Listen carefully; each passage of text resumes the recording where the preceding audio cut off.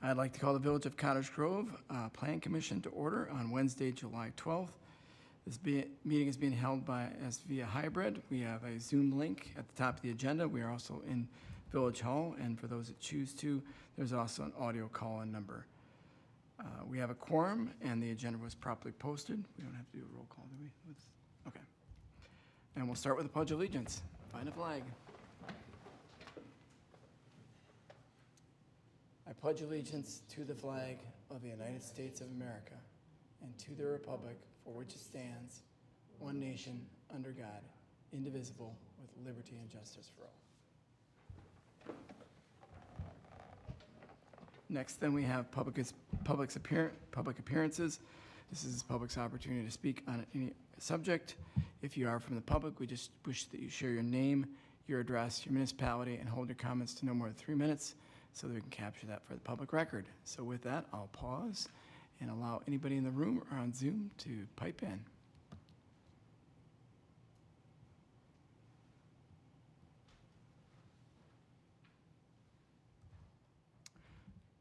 All right, then moving down to, we'll discuss and consider the meeting minutes from the Plan Commission meeting held on June 14th. Any questions, comments, edits regarding the commission meeting minutes as presented? I'll make a motion to approve as presented. All right, first from Troy. Is there a second? Second. Second from Fred. Any further discussion? Having heard none, all those in favor then? Aye. Aye. Anybody oppose? Anybody abstain? I'll abstain since I wasn't here. And motion carries. Next, then, we'll move to discuss and consider a request from Todd Ellish in regards to Dippin' Dog Daycare for the approval of a site plan to construct an approximately 4,800 square foot doggy daycare building on parcel 0711-162-2116-1 located immediately east of 400 Progress Drive. Todd, you're here. You want to share anything with us? Yeah, please. And then when you get up there, push the button that looks like a little person with the talking, and it'll turn red, and then they'll hear you on Zoom. Yeah, I'm just here to present my site plan. The last time we were here, I didn't have an in-depth one, so we sent air and everything, so everything should be on there, so you guys can be able to see the whole proposed lot now compared to what we were showing you last month.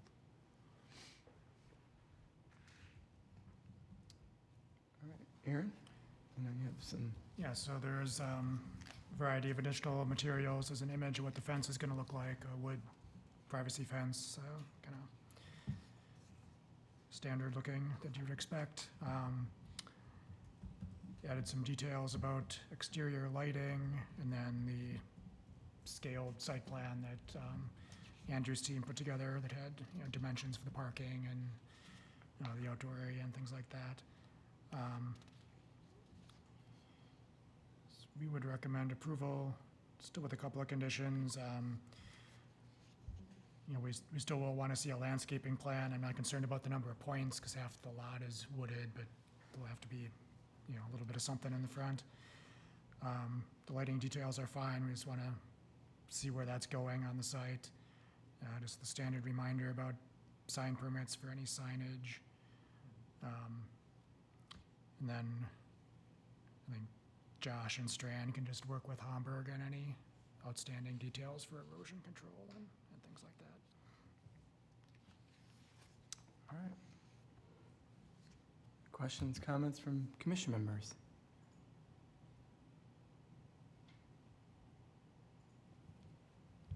Is the future expansion set back far enough away from the fence?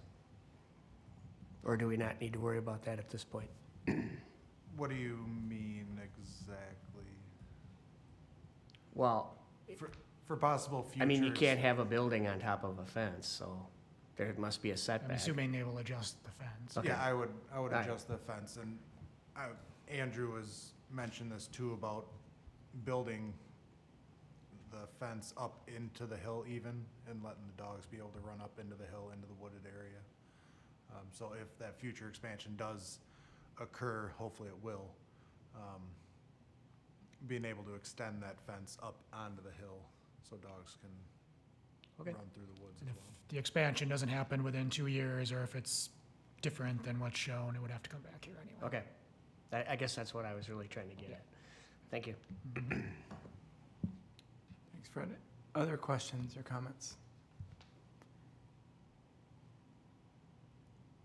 Just wanted to say that I appreciate very much bringing additional information back, and I was very excited to see plans for a potential expansion, and I wish you great success in your business, and I think it's a really cool thing for Cottage Grove to have and something we're missing, so I hope we get that expansion sooner rather than later, because you have successful business, so thank you. Thank you. All right, thanks, Heidi. Any other questions or comments from commission members? I'll make a motion to approve the request from Todd of Giffen Dog Daycare for approval of the site plan to construct an approximately 4,800 square foot doggy daycare building on parcel 0711-1622166, located immediately east of 400 Progress, with conditions. No, second. All right, we have a motion and a second. Any further discussion? Having heard none, all those in favor then? Aye. Aye. Anybody opposed? Anybody abstain? Motion carries. Thanks, Scott. All right. Thanks, Andrew. Thank you. All right, then we'll slide down to discuss and consider the lot coverage requirements in residential zoning districts. Assuming this is, Aaron, you gonna walk us through this? Guess just to specify it is discuss only, not discuss and consider. sorry. Something like this would have to come back and go through the public hearing process and all that if we do want to move forward. So lot coverage and other setbacks and things like that are one of the items that the Housing Task Force recommended we look at. And our timeline in that document was a little bit further down the line, but Andrew kind of brought this up to me as something we might want to look at sooner, because the lot coverage does kind of impact some of what they're doing over at West Lawn. So I included the information that Andrew sent me, and I don't know if you want to come up and kind of explain that, Andrew?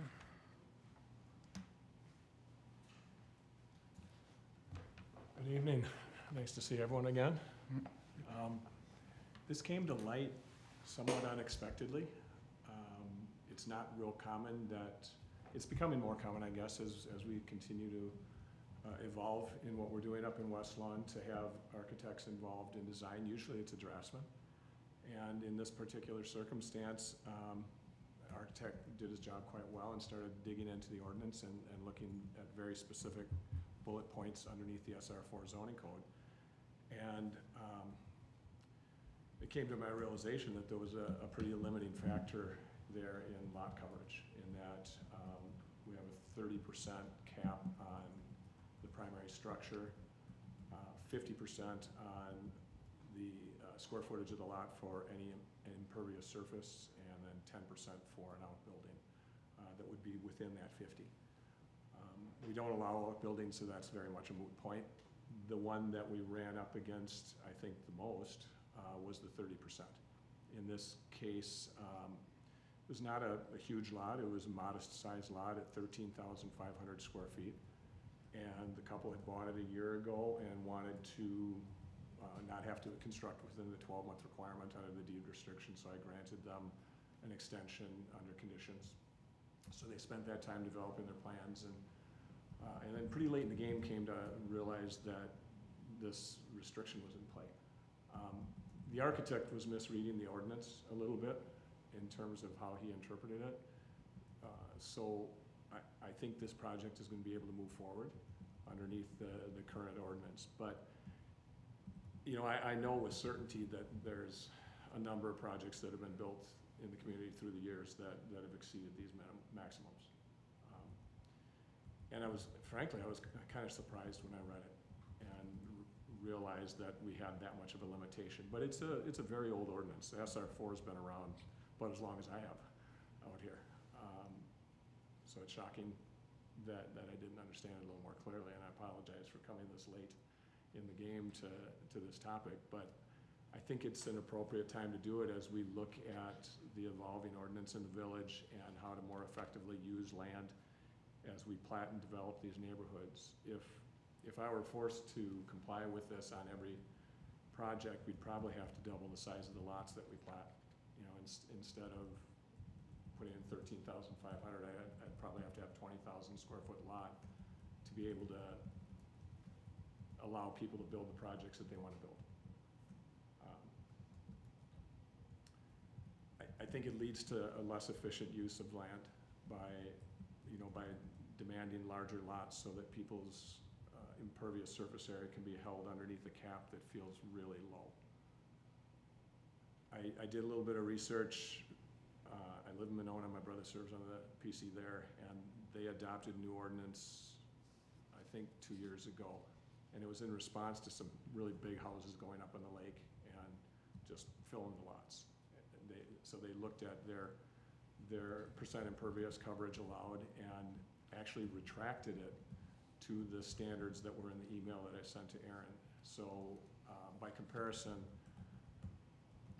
they can go to 65%, I believe it was, underneath that ordinance by right, and under special circumstances could go to 70 by an allowance granted by the Planning Commission. And then I believe it would go to the Zoning Board of Appeals to go to 75% coverage. But significantly more. And that's for the structures, I believe. I haven't booted my computer up, so Says impervious surface. impervious surface, okay. So it would compare to our 50, that 65 to 75% range. So I guess I wanted to first just bring it to your attention so that you guys were aware of it, because it just came to my attention recently too. And I think it might be beneficial for us to consider raising those caps up so that people could, build the magnitude of projects that they want to. And in thinking about it, it reminded me of when we looked at the zoning ordinance for corner lots at the point in time when we were developing Third Ave to West Lawn, which was the late aughts, like 2008 timeframe. And in that day, if you were on a corner lot, you had to have 25-foot setback on the garage side and 25 on the off-street side as well. And what we realized was, we were limiting people in their ability to build larger projects with higher value and increase the tax base on the very same parcel. And this strikes me as very similar to that. So back then, I think in 2010, we amended the ordinance and allowed that off-street side to go to 15 feet. And it doesn't seem like a huge change, but that additional 10-foot of building envelope really opened up the corners. I used to keep corners for a long time after non-corners because they were more limiting, and not just because of exposure to the streets. So in thinking about it, this reminded me a little bit of when we had amended the ordinance there to allow people to do more with the same thing. So I guess that's what I wanted to put out on the table and bounce around a bit to see if the village was open to consideration on that. I dropped this so I don't have to look through it. Yeah, so this is one of the things the Housing Task Force kind of identified as something we should look at for the reasons Andrew's talking about. Andrew was part of that task force. So I guess I would recommend that we do move forward and look at it for the next meeting. I could find some other examples and things like that. The other thing that I think is starting to affect the impervious surface more and more is pools. We seem to be getting a lot more pools than we used to with patios around them, and that cuts into that as well. So yeah, those type of backyard improvements have definitely gone up.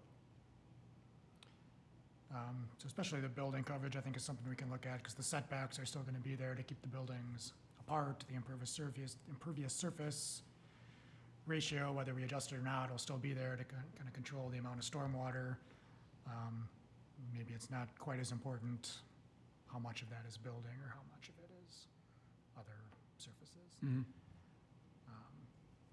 As Andrew said, having a separate percentage for detached garages or accessory buildings, we really don't have those anymore. Most garages are just attached by Right. all the time now, so. The other piece of it I wanted to just put out there, I believe there's a 5-foot pavement setback. And that one came as a little bit of a surprise when I reread the ordinance also. And the circumstances under which that becomes prohibitive would be if you are running a sidewalk along the side of the garage, or potentially decking around a pool as those start to, move towards the property line. I had been applying personally, unaware that 5-foot existed, a standard of 2 for what I was reviewing and approving. And I've also gone to asking people, either the draftsman or the architect or the builder or whomever, to give me impervious calculations when they submit the plans for review and approval. So I'll get a full plan set, site plan, and those calculations that accompany that site plan. And since, we hold on to the reins pretty tight, and any subsequent improvements like pools or patios or decks or any of that stuff, that has to come back through our office for review and approval underneath the deed restriction. So I'm looking more closely at that now, that I'm aware of it. Yeah, and so if that paved surface setback, as it's written now, we don't differentiate between a driveway or a walking path or patio, and maybe that's a way to address that. Yeah, So obviously the impacts on the neighbors are different between a patio and a Yeah, driveway. it's pretty uncommon that, because you're at 8.5 on the side yards right now. It's the 8-foot minimum, and we add an extra half a foot just to make sure that we stay in conformance. So, my number I work with is to deduct 17 from the overall width. So you're already, 8.5 off, and the driveway at the most. And again, we don't allow parking outside storage, so it's not like, and I think maybe that was the genesis of that a long time ago, is if someone's putting a slab alongside their driveway or alongside their garage, and then you want to go out all the way to the property line, that could be problematic, but it's not something that we're in the habit of approving, outside paths. So those driveways, it's a long way of saying those driveways are usually 8-9 feet off the property line. It's really more patio, pool deck, sidewalk kind of an issue. All right, questions, comments from commission members?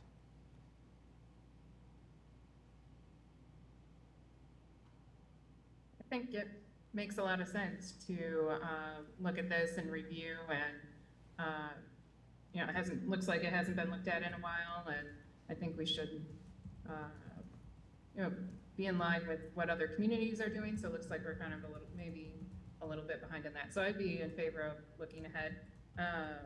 One thing we talked a little bit about is stormwater impact and making sure drainage can still go the way it's supposed to. So that would be the only thing I'd want to know a little bit more about as we move forward. Thanks. Thanks, Heidi. Anyone? Andrew, I want to thank you for everything you've done in our community and the projects you've done. Your crews are really professional, and I guess I can speak for myself. I'm appreciative of that as a village citizen. As far as the pervious percentage, I guess I'd rather see, rather than change the percentage, make bigger lots for those bigger homes. I think that will actually increase the value of that home, rather than have a home side by side where the neighbor can stick their arm out the window to hand the other neighbor a beer or something like that.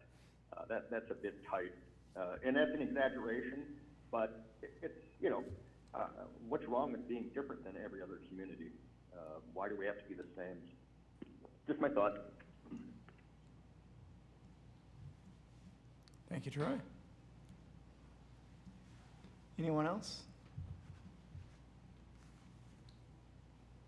I just wanted to add, one thing that we do that maybe is a little unique is we are the site contractor on all these projects. There's language in the purchase contract that ties the parties together and obligates them to utilize us as their site development contractor. I started doing that after about 5 years out here of not doing that. And it was chaos with every builder bringing their own excavator and nobody adhering to the grading plans because it was like trying to herd cats to keep it to plan.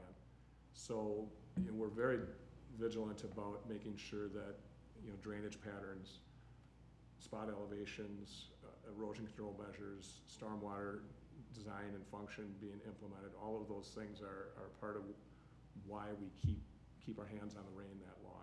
It's not that we're making a ton of money digging holes.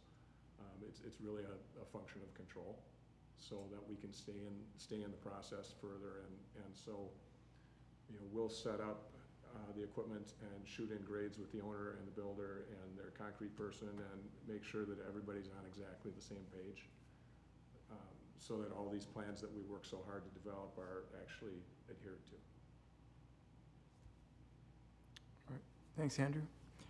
I'm not hearing any opposition to actually having a discussion in the future meeting, so, Aaron, you got what you need? Thanks, Andrew. Thanks for the time.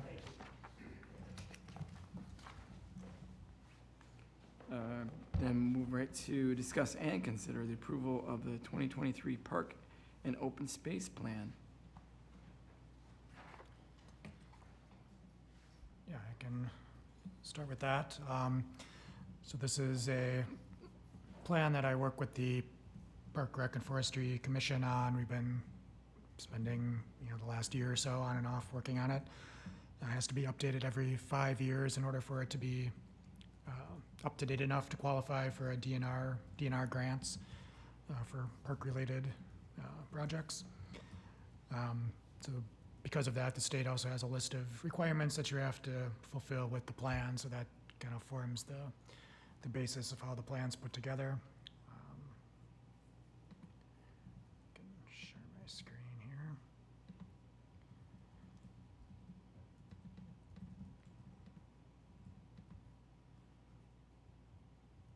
We'll have to update a few of those photos pretty soon when some of these projects are done. Yeah, we can maybe Photoshop that or something. Mm-hmm.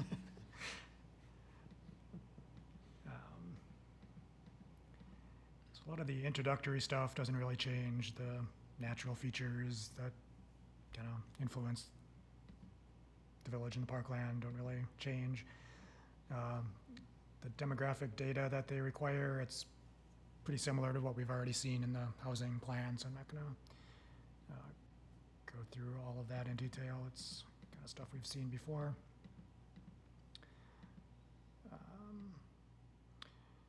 This chapter, we have a series of maps showing the existing facilities in each park. So some are different than last time. Bakken Park, quite a bit different, some less so. And then we have a new page added for parks up in West Long, Red Hawk Park, and then the ponds and trails that run through that neighborhood. And then we'll have to add Shady Grove's little pocket park when it's Yeah, too early to kinda, put it in, yeah. Yeah, there's a couple that and the dog park across the street Yes. are kind of a little bit in that gray area, whether they exist or not technically. Mhm.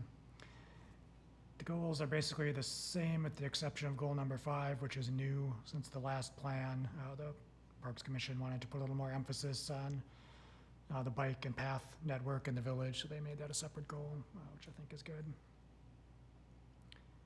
Not that that wasn't talked about or addressed in previous plans, but just kind of making that more explicit. Public participation process, this time around, we did do a survey, asked basically the same questions that we asked 5 years ago, so we could have a benchmark for how things have changed over that time period. One trend that we saw, a lot more people interested in things like paths and trails and natural areas, and considerably less interest in athletic fields and things for organized team sports. I think that's a trend generally, not just in the village. And then also pickleball, popular everywhere, and we're starting to address that with some of the parks we've built. This next chapter kind of compares the village data to similar communities using data from the National Park and Rec Association. Generally in line, in most cases, with comparable communities there. The next section, looking at the existing system, where the parks are, where the trails are, the radius they're drawing from, and seeing which parts of the village are covered or not. You know, for the most part, the areas that are developed are covered, kind of with that exception that we've seen before of Quarry Ridge.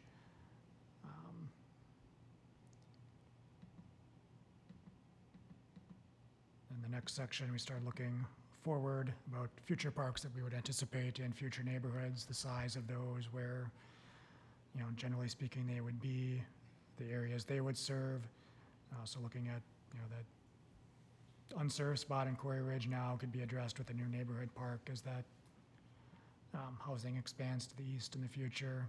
We would also anticipate Willow Run Park expanding and getting bigger and serving a broader area there. But, you know, otherwise, the new areas are generally addressed with new parks that would get dedicated as part of those areas. So in the previous park, there was a section looking at the master plan for Bakken Park. Obviously, most of that's built out now. We do have a section here on the community park and the future phases of West Lawn, Andrews neighborhood. You know, this is kind of an exercise that was done a couple years ago. I'm sure the final park will not be this. The plan specifies we'll be continuing that process of design and getting feedback and in the future, but this kind of shows one idea of what that park could be as we're looking at it today. We talk about each of the individual parks that are shown on those maps and giving a little more detail about what we would expect to be there, what may be unique about that specific area.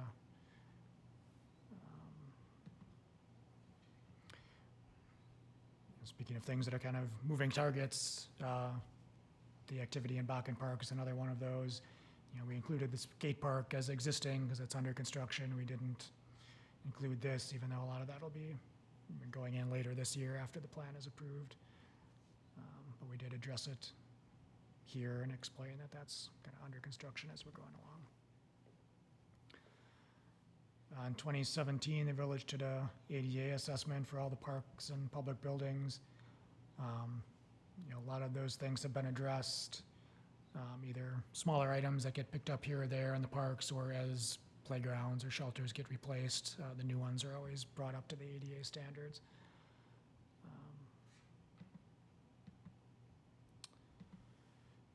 You know, the bike network continues to get built out. You know, the path along N was basically a dashed future line back in the old plan. Now that's all built out. The path through Fireman's and Bakken Park out to Vilas Road is now in place.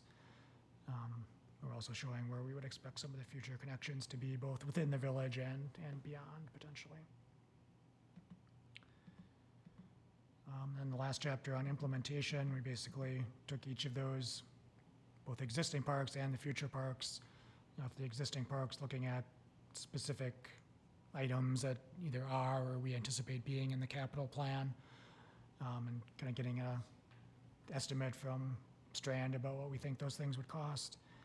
And then with the new parks, you know, for the most part, for a neighborhood park or a mini park, we kind of had our standard set of amenities we would expect to see, and then in some cases there may be something a little bit different based on the specific park. And then the last appendix, basically just all the raw data from the survey. We do have Sean here, who's probably mad at me because I told him he had to be here because I didn't think Heidi would be, but Heidi is here. So Heidi or Sean, if you have anything to add about the process or the plan, this would be the time.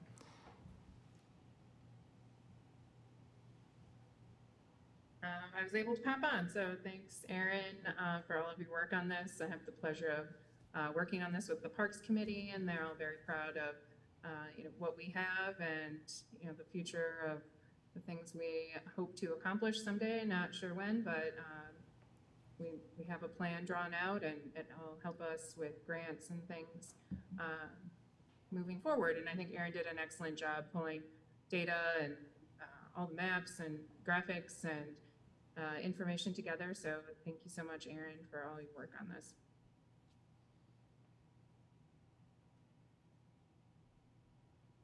Who can ever be mad at Aaron?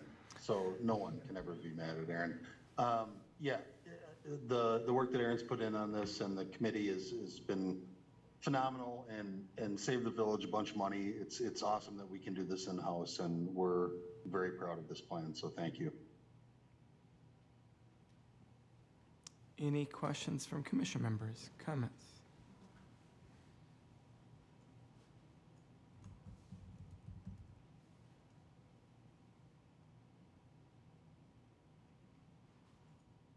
Otherwise, this is a discuss and consider.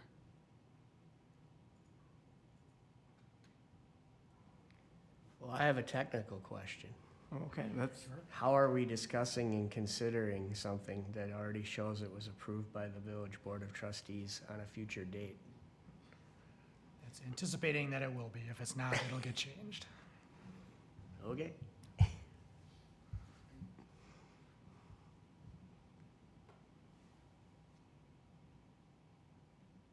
I would make a motion to approve the 2023 Park and Open Space Plan. all right, we have a first from Heidi. Is there a second? Second. Thank you, Fred. Any further discussion? Having heard none, all those in favor then? Aye. Aye. Anybody opposed? Anybody abstain? Motion carries. Future agenda items? Yeah, a few that we know about. Looks like Shady Grove is wanting to rezone their frontage for some duplexes. That was discussed when it was going through the planning process, but the zoning for that was kind of put off at that time, but they have a more specific plan about what they want to do. Well, we'll have to see it. It was discussed, but it was shot down. I remember that. We met with a developer who had kind of an interesting idea for the land north of CVS. He may be ready to bring that in as a concept, just to kind of get some feedback. And then some of these housing task force comp plan items, like the lot coverage and maybe the unit mix in the planned neighborhoods that we brought up a couple months ago and kind of set aside. So I think plenty to talk about between all of those things. All right, wonderful. Any other future agenda items from any other commission members? All right, then one item left. Motion to adjourn. First by Fred, is there a second? Second by Troy. Non-debatable, all those in favor? Aye. Aye. We are Good adjourned. night, everybody. Thanks. Bye, everybody.